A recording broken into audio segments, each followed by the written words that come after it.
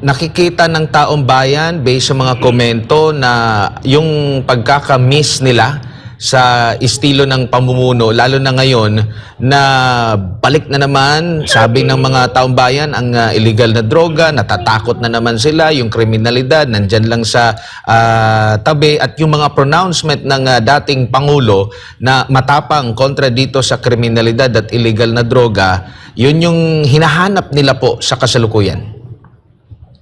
Makita mo, kahit na binabawalan yung mga tao doon kahapon sa gallery sa gilid ng session hall na binabawalan na pumalakpak ay hindi mapigilan ng mga tao. Kahit na mismo mga empleyado na yun ng empleyado ng Senado yun ha. Alam nila yung rules doon sa session hall na bawal pumalakpak.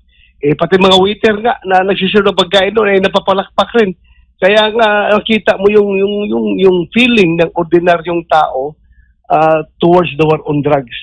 At saka yung kanila paghanga at pagmamahal kay dating Pangulong Duterte. Hindi lang mapipigilang pumalakpak kahit ilang beses na silang sinusuway ay yung pinagbabawalan ng Sergeant at Arms. Diyan mo nakikita ang totoong pulso ng masa.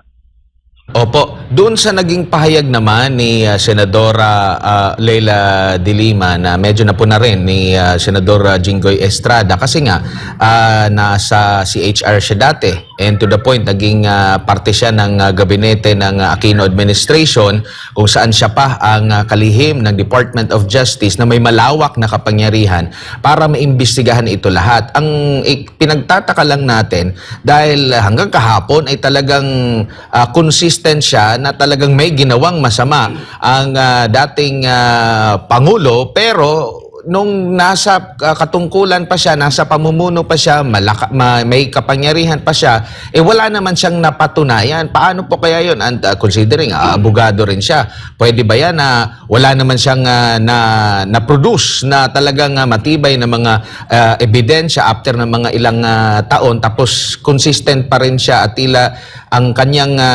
pinalalabas na talagang merong ginawang kasalanan ang Duterte administration?